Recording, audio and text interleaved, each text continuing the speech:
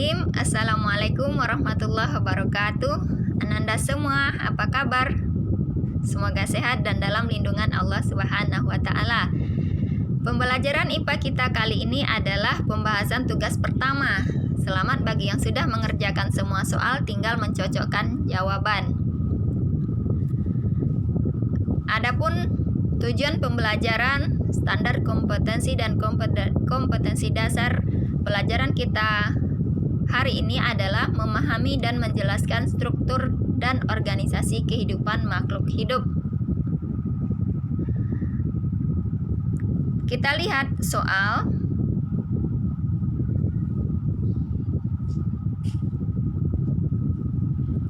Soal pertama, apa yang dimaksud dengan sel, jaringan, organ, sistem organ, dan organisme?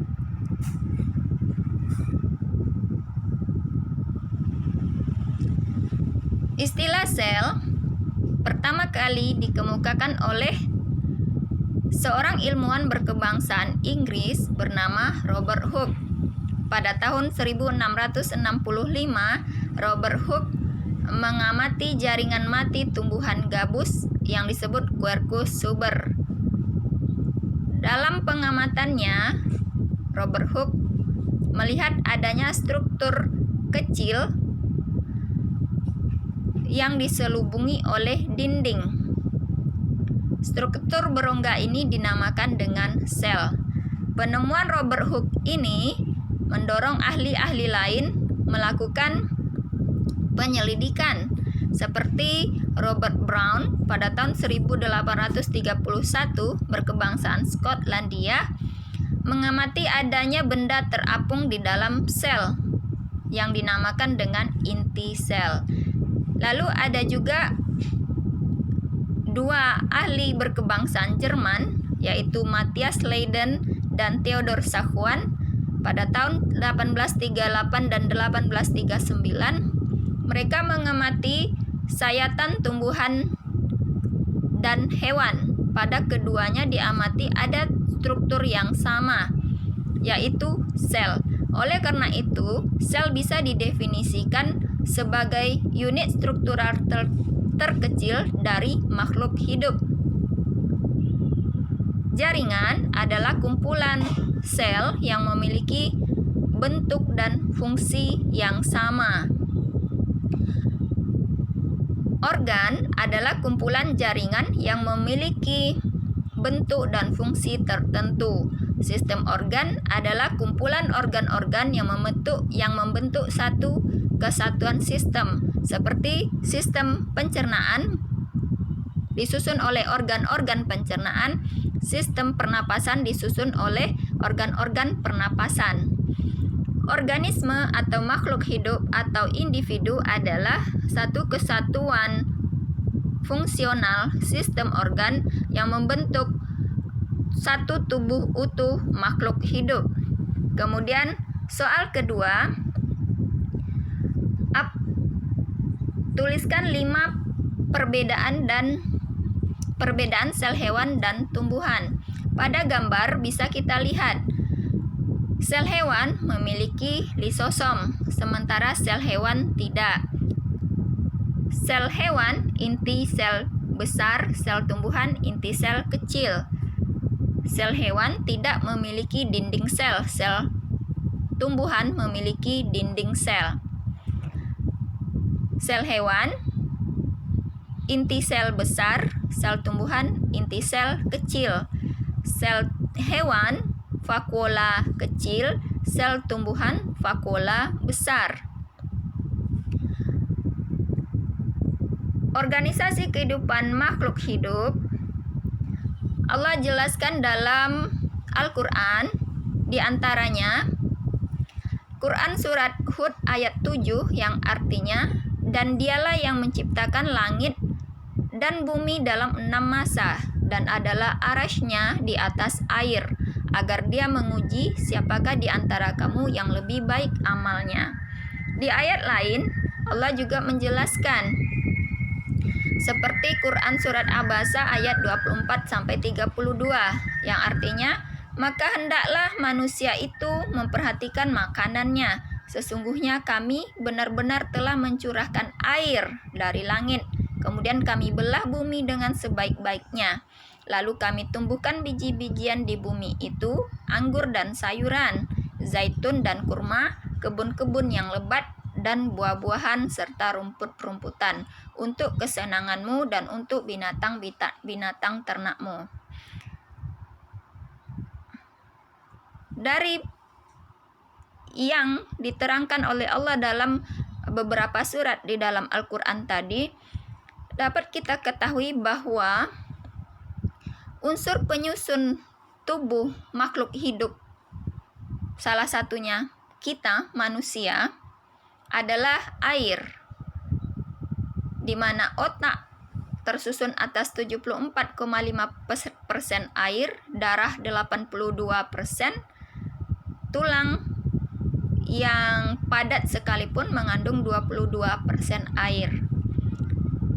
Tentang tubuh mengandung banyak air atau terdiri dari sebagian besar air ini, seorang ahli yang bernama Profesor Dr. Masaru Emoto, yaitu seorang profesor berkebangsaan Jepang, sudah meneliti tentang keajaiban air ini, di mana air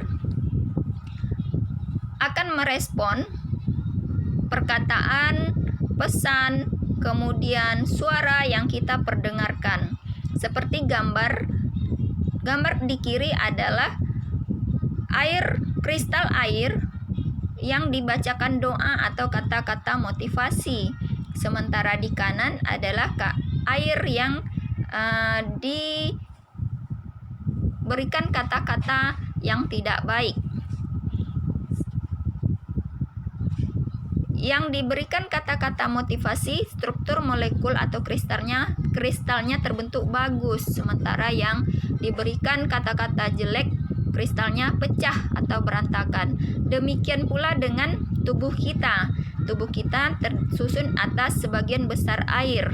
Oleh karena itu, logikanya kalau kita selalu diperdengarkan kata-kata yang tidak baik atau kata-kata yang menjatuhkan, maka tubuh kita akan rusak, otak kita akan rusak, hati kita akan rusak. Sebagaimana kita tidak senang mendengar kata-kata yang buruk, oleh karena itu kita juga hendaknya tidak memperdengarkan kata-kata yang buruk kepada orang lain. Soal berikutnya adalah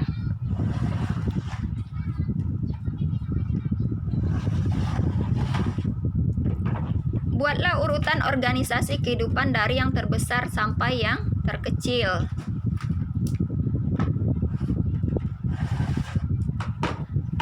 Struktur organisasi kehidupan dari yang kecil dimulai dari sel dan berakhir dengan biosfer. Kalau diminta yang terbesar ke yang kecil, tinggal dibalik saja. Dimulai dari biosfer boleh, dimulai dari organisme juga boleh.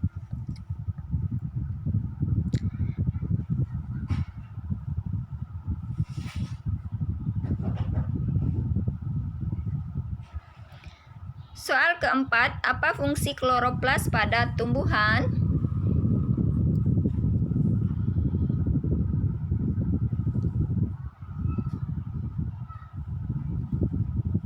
Kloroplas adalah organel sel yang terdapat pada plastida yang berisi pigmen klorofil. Terdiri dari tilakoid, satu lempeng koin digambar, kemudian tilakoid, koin-koin tadi bersusun membentuk satu granum. Granum terhubung oleh saluran seperti digambar disebut grana. Jadi satu tumpukan koin disebut granum, jamaknya grana.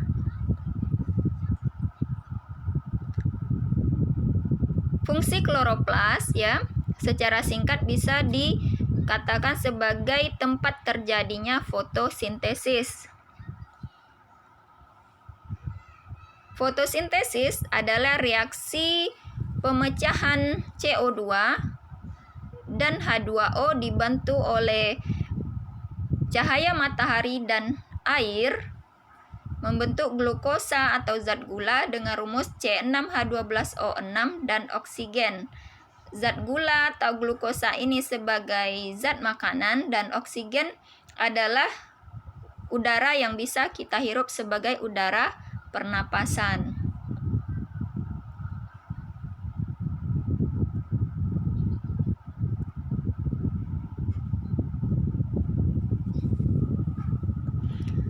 Soal ketujuh, perhatikan gambar di bawah ini. Ini adalah gambar telur ayam. Telur ayam meskipun berukuran besar, tetapi pada tingkat organisasi kehidupan, telur ayam termasuk tingkat sel karena tidak memiliki struktur dan fungsi sebagaimana jaringan, apalagi organ dan sistem organ.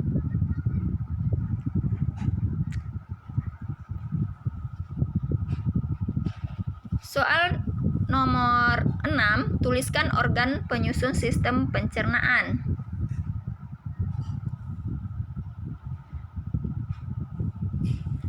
Organ sistem pencernaan adalah rongga mulut atau cavum oris, kerongkongan atau esofagus, lambung atau ventriculus, kemudian usus halus atau intestinum tenue, usus besar, intestinum crassum, rektum, dan anus.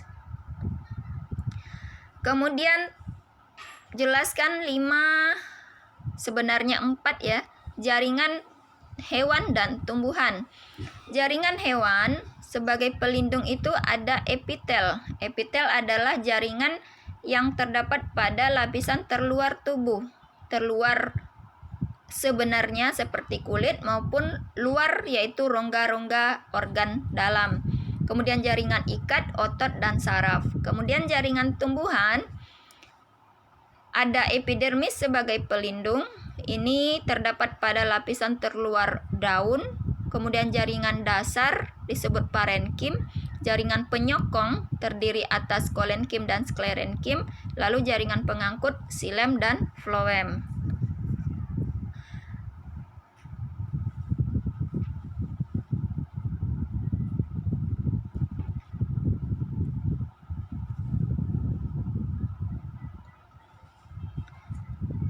Kemudian soal nomor 8, bagian-bagian dari tumbuhan.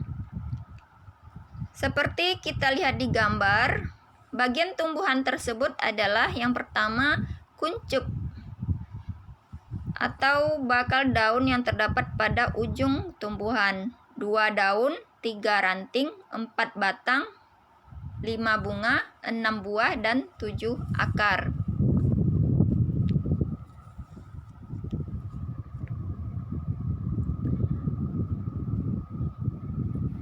Soal nomor 9, di manakah sel darah merah terbentuk?